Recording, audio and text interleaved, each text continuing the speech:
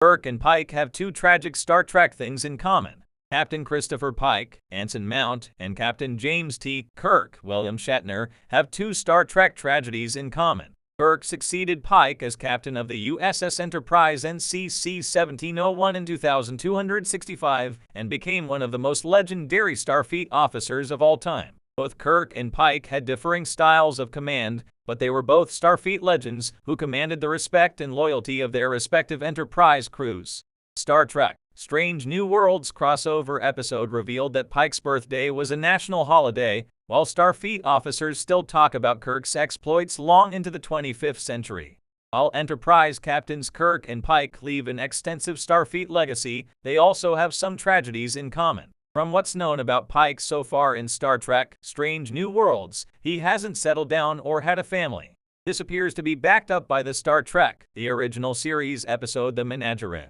The same is true for both Captain Kirk and Star Trek, The Next Generation's Captain Jean-Luc Picard, Patrick Stewart. Further to that, both Pike and Kirk's fortunes drastically changed after handing over to their successors. Kirk's successor, Captain John Harriman, Alan Rock, even played an unwitting role in the Starfleet legend's tragic fate. Star Trek's Kirk and Pike suffered tragedy after leaving the USS Enterprise. Tragically, Kirk's death in Star Trek Generations took place in the same year that the USS Enterprise A was decommissioned.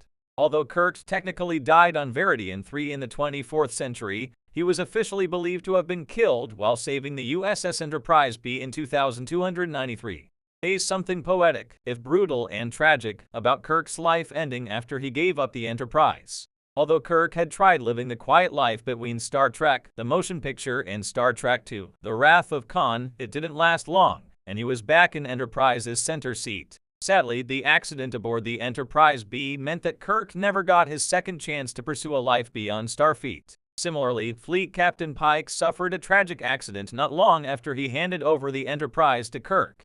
In the year 2266, Pike sacrificed his life to save a group of Starfleet cadets from exposure to delta radiation. The delta radiation left Pike scarred and paralyzed, and the fleet captain remained a serving Starfleet officer in name only. Given Pike's tragic accident and Kirk's death on the USS Enterprise B, it's hard not to feel that the role of Enterprise captain is somewhat cursed.